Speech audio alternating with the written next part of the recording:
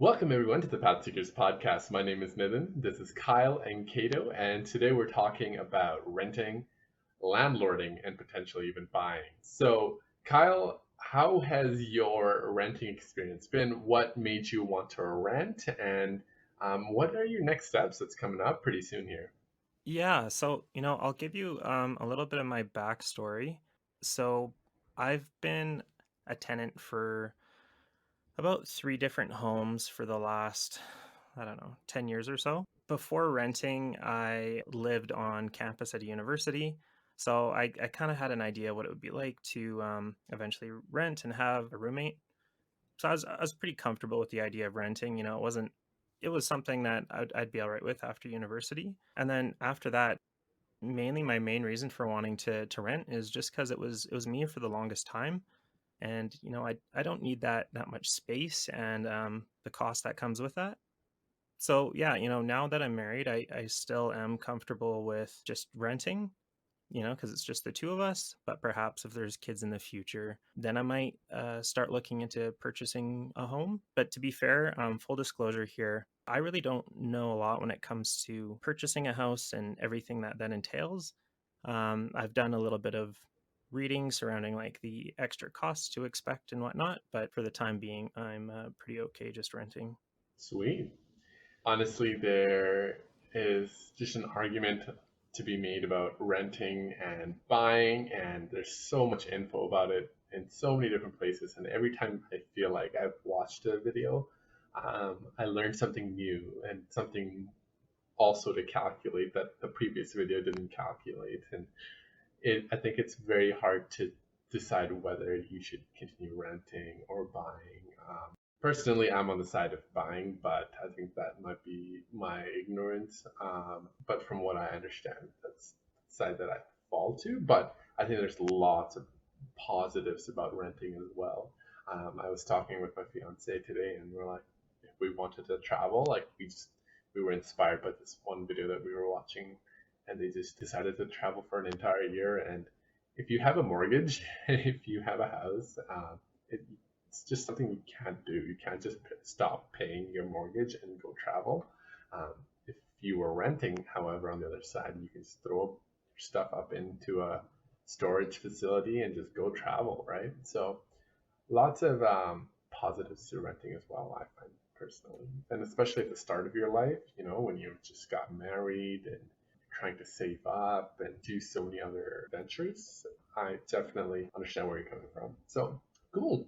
Kato, you bought your house as soon as you were married. That was an hmm interesting way that you did that whole aspect of things. Why don't you share a little bit about that? Yeah, sure. I was very big on wanting to buy a place from the get go because watching all these videos, it just felt like renting was a waste of money. No offense to anyone renting out there. It's definitely good if it works for you and no judgments. But for me personally, I thought I wanted something that I could put money towards and call my own, if you know what I'm coming from. So Yeah. that was a big factor in that. I did think a lot about renting or even buying a condo, but there were all these little hidden fees, and the condo fees also rising every year scared me, and all these extra costs that could be associated with that. Like, I Hmm. understand that even a house has that too, but I just felt like I was more in control of it, right? Instead of having to pay for other people's Yeah. mistakes, or let's say they did something and we have to pay for that, or you don't even know exactly where the costs are going to, right? Yeah. So there's just too Yeah. many variables at play. So that's why I really wanted to buy my own house. And at that time, before marriage, my wife was more along the lines of getting a condo or something to that sort also. And she didn't care about renting either. But upon chatting with her, her values, like we're quiet people. So we also wanted something quiet. Like, we didn't want someone living right beside us in the next wall or above us or below Hmm. us. So that Hmm. definitely went into the factor of buying our own place, right? And And that probably eliminated all the duplexes and triplexes and yeah, all of those. yeah, there that was definitely an option because they were a cheaper price. I like that, but we really sat down and thought, hey, yeah, we don't want to have to hear them in the next. Like, that really annoyed us. So we're like, yep, we're not going to Of live next course. to people. Hmm. Yeah. Like at least have some buffer space. Sorry, we do live next to people. Yeah. Well, no, Yeah. I totally understand. You're not living out on a ranch. Hmm. Um, but that's really cool. So I know that just from us being friends and just uh, personally, you did do a bunch of work in the house. Some, I mean, I'm sure all of that added to the property value itself, but there must have been some work as well. I feel that just needed to be done for the stability of the house. You know, Hmm. I'm not sure what all projects you got up to, but you had to do some landscaping and things like that, right? Oh yeah. Um, Hmm. so when you add that into the calculation, um, do you think that would equate to something like condo fees? Because I'm coming from a place where I own a condo and Hmm. I pay those condo fees and I hate it. I hate it with like all of Yeah. every fiber of me. Hmm. Um, So I was just wondering what you think of that, like the amount of work that you did in the past few years. Hmm. Does it equate to the same value of condo fees? Actually, I think overall I probably would have paid less because Okay. there's a lot of things that I was able to, like, I can make all the decisions on it, right? Like I can choose Yeah, the materials, I can choose the labor. Like I don't have to hire someone to do that labor. I can do it, right? of course. So, which is Yeah, what I did, right? Like for example, in our backyard, there was a lot of water buildup, right? yeah, So, and it would come into our garage because of how the house is kind of near the bottom of a hill. So yeah, when it rains, all of it kind of gets pushed back to the garage there in the backyard. And what I had to do was yeah. pipe around the garage, like put piping in so that we Gotcha. could divert the water away from the garage and out into the back alley. And that saved Mm, a lot. And I'm thinking if I had a hmm. condo or if I had a building and that went into that management, you'd have to pay into them hiring someone to go do the research, to go, do the planning, to go do That's all not of that, true, right? actually. Oh, No, really? you don't do any of Hmm. that. Yeah, you don't do Oh, no, any no, of like that. you That's don't all personally, taken. but that's the condo, right? Yeah, but I mean, you don't pay anything on top of what you already pay on your condo fees. Hmm. Um, Oh, yeah, true. that's The just fund, yeah. done. Exactly. The board itself has its own um, finances, and if you're on the Hmm. board, the committee, and all that stuff, you can get into the finances, and Hmm. you honestly have no headache when it comes to that perspective. Um, Yeah. but I think the obvious winner out of the three of us is Kyle, not having to pay for any of this stuff and Yep. just being like, "Hey, landlord, this is happening. Like, are you gonna come fix it or what?" Like, so that's other than maybe replacing a couple light bulbs or something like that. I think Kyle definitely wins on this end. Yeah, the condo fees, like, it's very annoying. It's something you pay for the rest of your life. There is kind of a caveat to renting and not having to really fix things yourself, and that's how good of a landlord you actually have. And so I've kind of had a mixed bag Hmm. over the years. So I think if you are planning to rent, having the right landlord's just as important as the place you're going to rent. Oh wow, yeah, that's really good advice, honestly. The other thing that I think we should take into consideration is the insurances you pay, right? For example, I think renter's insurance is probably the cheapest at like what, $20 a month or something like that. It's not bad at all. For my condo, I pay $123 every year, and that's very cheap as well because my family does own a couple rental properties, houses, standalone houses, and I know what the prices of those are as well. So I just wonder if you were to take that also into consideration, if condo fees kind of add up or not, along with property tax. I pay $670, I believe, in property tax. I'm not exactly sure what a standalone house in Calgary right now is worth, or just I guess it depends on a lot of other factors. I shouldn't just say Calgary, but Sorry, you said $600 a month? no, $600 for the year. Oh, for the year. Okay. I was like, whoa. Yeah, no, for the entire year. That includes both the apartment itself and also the parking stall, because you have to pay property tax on the parking stall. It's so weird, and they're taken separately. They're not taken together. They don't even have automatic withdrawal sometimes, and so So could you sell that parking space? Yeah, you can sell your parking space. Okay, so you could technically not have it anymore and not have to pay those land fees if you wanted, or property Yes, tax. but it's a huge asset to have it. Yeah, Um, of course. the parking stall alone is worth like $20,000 or something like that right now at the place I'm at. Hmm. I don't know if anybody would be willing to buy it, but in the winter times, man, it's a lifesaver. It's a heated underground parking stall. Yeah, for me, think I'm paying about 2 grand a year in the property tax. So Mm. the thing that annoys me though is the bank actually pays the property tax for me, because if you Mm-hmm. put less than 20% down on your down payment, then Mm-hmm. that doesn't become an option for you to separate it from your mortgage or from Yeah. that, which I thought was very frustrating, because like they do it so that people can afford it, I guess, or people can, I'm not sure exactly how they phrased it at that time, but for people that couldn't, or that needed help, that could afford it, right? And I'm like, Yeah. for me, we didn't buy like the maximum amount that we could afford. We went down so Mm-hmm. that we wouldn't be house Oh, poor, smart.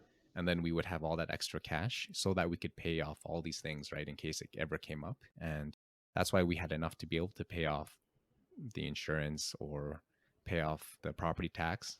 So that's why I didn't Mm-hmm. want to have it added, but I didn't have a choice there. But Yeah. yeah, that's what kind of frustrates me about all these new rules that have come into play, that really kind of Mm-hmm. kicks the people that have a little bit less, I guess, right? I'm gonna come from Yeah. the Yeah. middle Of class. course. Yeah. Of course. Maybe we'll take the rest of the time to just kind of dive into our backgrounds and how we got into our investments or, just the lifestyle choices. Because I think all three of us come from a different place. Earlier on, I kind of described how one of us is renting, one of us has bought a place, and the other person is a landlord. And so I think maybe we'll just kind of describe a little bit more how we got into the area. I know Kyle already just gave us a brief outline of his thing as well. So maybe we'll start off with Kato. Hmm. Your decision in buying a place, you kind of outlined that to us as well, the comfort, the safety that you found in that. But how did it go? Like, walk us through the steps of like you looking for a place, getting the mortgage, Hmm. insurances, the fees that came with all of that, Hmm. and maybe the time frame that it may have taken as well. So, Yeah. So when we first started, we weren't really in a place that we needed to urgently get a house, right? hmm We had time to be able to sit down and think and plan and be able to actually go with the real estate agent, right? That was our first step. We went yeah, with the real estate agent, and he took us and showed us around to many different houses, and it took us quite a while. I know some people say they've taken years to find a house, or a year or whatever, but I guess for us, it wasn't too long. It took about 6 months or so. And we just, our mentality going into it was like, hey, if we like it, then we'll get it. And we'll put in an offer. And if it doesn't work out, then hey, it's not our house. You know what I mean? of course, Like we always good never, attitude. yeah, me and my wife never want to go into something going, well, we have to have it. Going in with that Yeah, mentality feels like you put yourself in a place where you lose a lot more than you actually gain. So of course. I definitely always want to go into things with the mentality of, if you get it, you get it. If not, move on. I know some people out there, like our listeners, might not be able to have that, right? And they need something right away. So definitely understand where they're coming from on that side. But with the agent, we were lucky because the agent was also trained in assessing houses, right? So he was able to give us hmm input on how well the house was maintained, or what kind of things we could look out for in terms of breakdowns or upkeep or whatever it was that could eat into our investment, I guess. Um, Yeah, so when we finally found this one house, it was like, wow, maintenance and everything was really good. We were really happy with it. So with him, we put the offer in, right? And of course, once again, we went into with that mentality of not really caring if we got it or not. If we get it, we get it.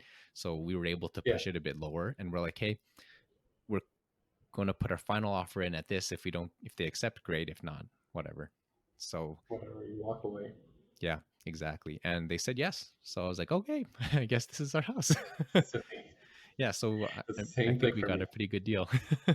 And from that point, we got a broker. The real estate agent knew a broker, right? We could have gone by ourselves, but I felt like to go to 5 different banks, it would have wasted my time. I was busy or whatnot. So Hmm. we just got a broker to do it, and they gave us a price. And from then on, we hadn't put any money in yet, right? Because Hmm. once you actually sell the, or once you actually buy the house is when you pay. Otherwise, um, there was no money in at this point. From there, once we got an approved amount, they gave us quite a lot higher than we had expected, right? Because the broker himself was like, "Oh, you only get this amount based on what your debt and all that looks like." And they asked for a lot of stuff from us, like letters from the employment, like payment studs, like our bank account information, just how long we've been employed, all this kind of stuff. We had to fill out a bunch of paperwork to be able to get assessed. And then the underwriter called us and let us know how much we got approved for. And we're like, holy smokes, if we went with that top amount that they approved us for, we'd be in the Yeah. poorhouse. So I'm like, I thought mortgages are supposed to be harder to get, or they're trying to go against this idea of making people bankrupt, right? So I was like, It's terrible. yeah, that makes no sense. So I'm like, yeah, no, we're going way below this. we Yeah. did we did Good our choice. budgeting, and we knew how much we could afford. So, and we knew we like to go out to eat and stuff, and we wanted to enjoy life, so we didn't want to get anything too high. We went with that lower price. We got a good deal in terms of the interest rate, and then we took pretty much everything. We met with the bank to get that initial assessment, to get that paperwork done. And then Hmm. after doing that, we met with a lawyer for the final sale Gotcha. once everything was done. So we were lucky because we knew our lawyer for a while. So little tip, if you don't have a lawyer, it'd be good to have one in case something happens in your life. Get to know Have a one. good relationship with the lawyer, because we knew this lawyer and we had fostered a good relationship for a long time. With that lawyer, they were able to walk us. We were comfortable with them. They were able to walk us through the whole process of like the title, the fees that we had to pay, and everything. And even got a little bit of Yeah. a discount for the lawyer fees, which was nice. But that was when we really had to like put our cash down. We came in with our check, our down payment check at that time when we met the lawyer and paid the fees and all of that. So that was Sweet. just a brief run through. Yeah, yeah, no. I think you made it seem a lot easier than what it Yeah. actually is. A lot of waiting, a lot of Yeah, exactly. anxiety Yeah. on, Oh, a we were lot of very different stuff. anxious when waiting for the amount that we could be approved for. Oh yeah, oh yeah, and yeah, I remember those days, and you got approved for so much. Can I ask you what kind of rule or what kind of an assessment did you do to see what you can actually afford? I know they gave you just this Mhm, astronomical number, mhm, but you guys had a, you know, kind of an inclination of like how much you guys wanted to spend going into it. So mhm, what drew you to that number? Like, was it a percentage kind of thing that you guys were mhm, basing it off of? Um, mhm, I know with Dave Ramsey, what he says is 25% of your take-home mhm. monthly payment should be what your mortgage payment or something is, I believe. Don't quote me on that, but I'm just seeing if you had something like that in mind when you were going into it. Yeah, I think RBC also has a number out, like it should be 30 to 32% of your gross annual income or something like that. Payments. Okay. Yeah. Yeah, but I thought that that was high. At that time when we were looking for the house, I wasn't too into that. I didn't really think about the percentage or those kind of numbers Hmm. specifically like that. What I had thought Of was, course. hey, this is how much money I'm making. Like, how much would go out where we can still not have to worry about saving money, not worry about paying for emergencies, not worry about paying Okay. for all these extra little things that might come up, right? So we sat down Yeah. and looked at how much we could actually afford in terms of, okay, here's the income that's coming in. And we always look at net Yeah. because I feel like gross, like looking at anything before taxes doesn't make sense. You have to, the No. actual money in your bank makes sense, right? So, Yeah. Of course. um, so we looked at net and we said, okay, well, how much are we willing to pay each month for the payments? And Okay. with that, we work backwards from there. From there, we're like, okay, then doing that, how much house can we afford? Gotcha. And then that's how we got to our number of our house. And then that's where we stuck around. But We Awesome. did look at houses more expensive just to see. Didn't Just for cost the fun anything. of it. Yeah, It's an exactly. exciting time. Yeah, Yeah, why it's fun not? looking at new houses, Um, right? yeah, Yeah. I do it just for fun. I just go on realtor.ca and just like, what can I find today? Um, I'm weird like that. But no, that's really cool. That's really cool to hear. Oh, but actually, I did want to mention something quickly. Yeah, go ahead. So funny how it worked out in the end was it did work out to be 30% of our gross income. Okay. So I guess it kind of worked out like that in the end when we looked at it at So that point. so it would be a little higher in your net then, right? Hmm. Yeah. That like that just like when you're Or wait, when you have an X amount of money coming sorry, in. no, I Sorry. made a mistake. Sorry, 30% of our net income. Sorry, not the gross. Okay. Yeah, I was like, 30% no, of net. sorry, I Okay, mixed that okay, up. okay, gotcha. Yeah, I was like, okay, you went a little bit higher. yeah, no, I know we went a little bit lower. Good, good. Glad to hear that. I was just rolling with it. I was just giving you the compliments either way. Thanks. I just didn't want to pick on you there. But no, that's amazing. I also bought my place, but I didn't put any of that thought into it. I was like, Mhm. okay, I'm going to go buy a place. Like I have enough for like a small down payment. I only did the 5% down payment because I knew from the get-go this is going to be my rental property and that I won't be paying the mortgage or anything associated with it other than like maintenance. And even when it comes to maintenance, I literally only have to take care of like taps, toilet, a couple sinks, the microwave, the oven, and the fridge, like everything. I don't have to take care of roofs. I don't have to take care of the yard. There's nothing like that just because I did buy a condo. So that was kind of amazing. I didn't calculate like, oh, it should only be 25% of this. And I'm not saying this is a good thing. Like it may have sounded like that when I started off this grant.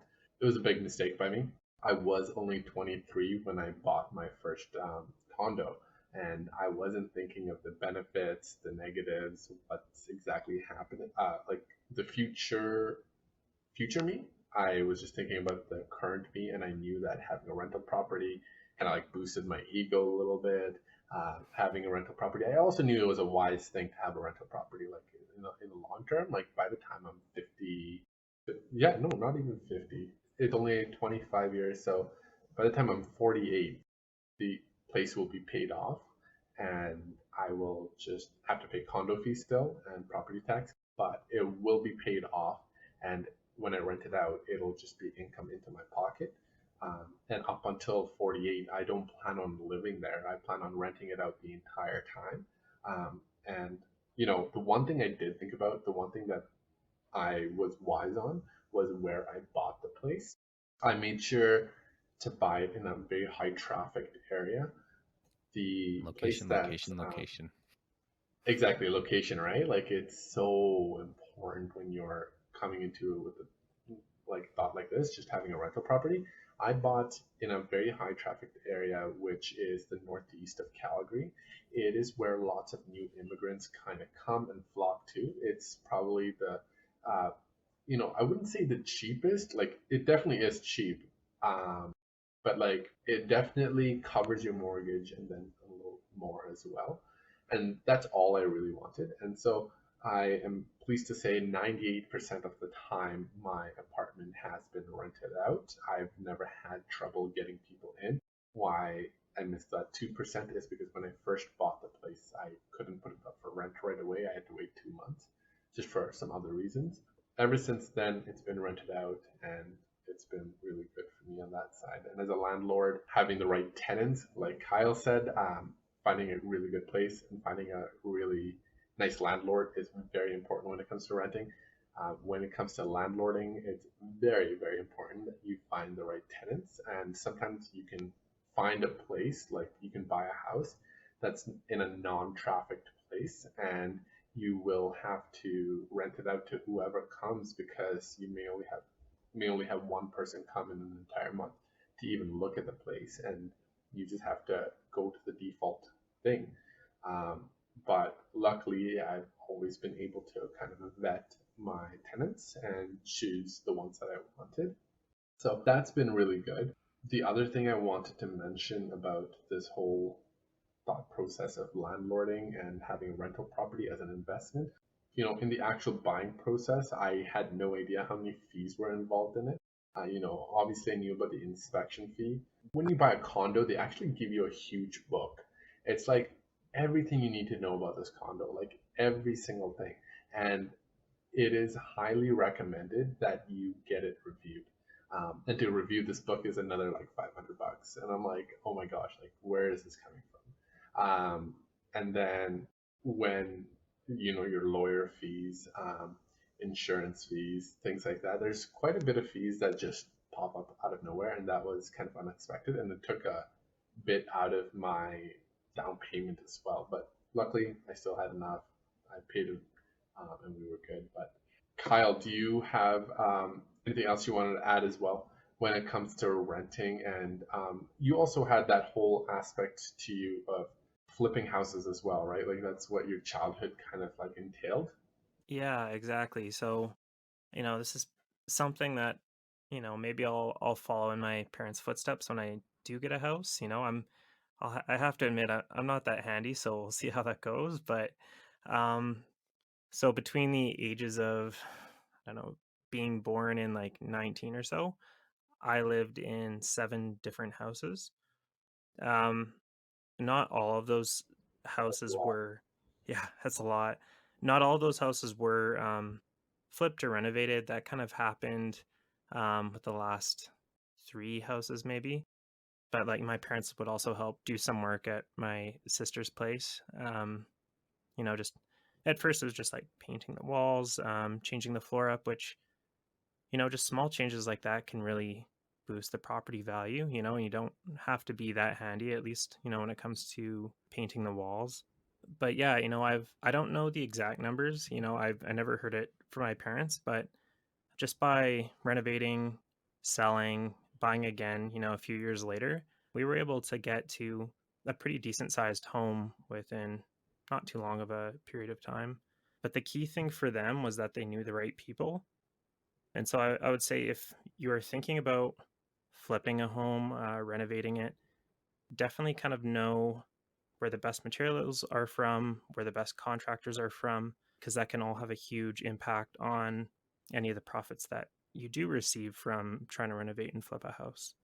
But yeah, as far as like any influence I had on helping to renovate the home, wasn't that much. It's all just me just kind of witnessing what my parents were doing. But yeah, I think when I eventually do get a home, I'm just gonna make sure that I do a little bit of renovating.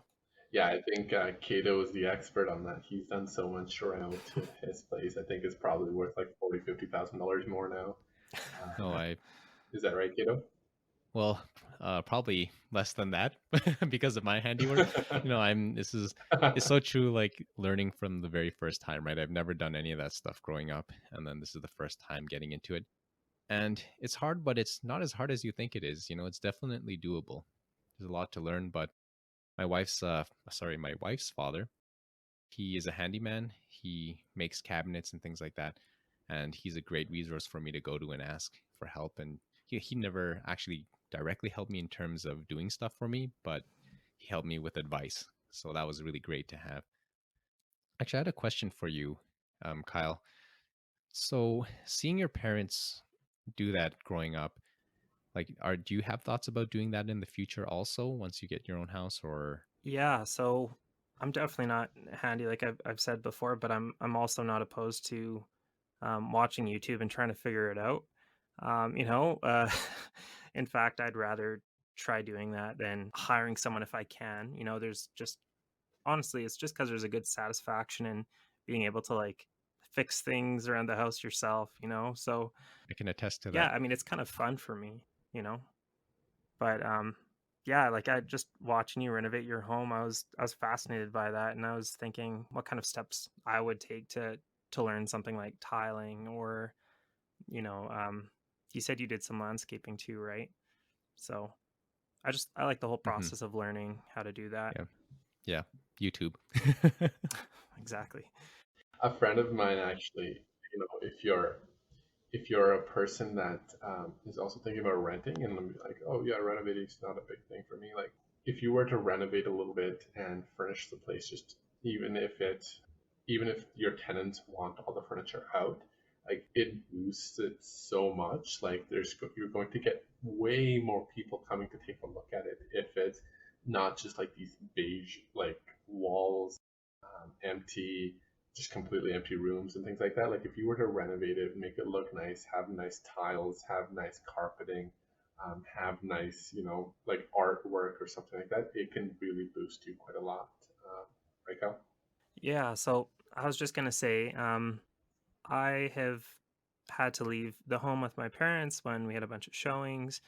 We've been to a bunch of showings ourselves, and the one thing I've noticed with a lot of homes that I've seen is that people don't really tidy up that well before there's a showing, and that's free, that can make a big impact on, first impressions of the house and, what people might even be willing to like pay to get it. So, it's just something small like that is worth considering, definitely.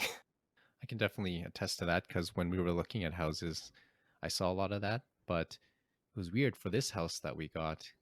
When we came in, it felt like nobody lived here. Like all they did was just cleaned. It's either they had found another place already and just kept this place clean, or they literally cleaned every single minute. I'm like, wow. Like I looked at the windows and it was like spotless.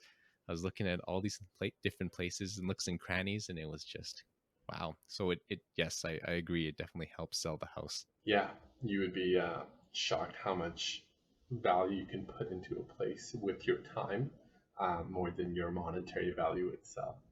I think that is pretty much it for our podcast episode today. We will probably, just like every other episode, revisit this come down the line when, all of our situations change a little bit. And as we grow our investments, we'll probably come back around to this topic at some point or another. But if you want to hear more, definitely hit subscribe on our YouTube channel. Go ahead and download, and just set that up for Spotify if you're listening to podcast on any podcast place for that matter. But that's it for today. Thanks for joining us, guys. We really appreciate you all. Have a wonderful rest of your day. Peace out. See ya. Take care.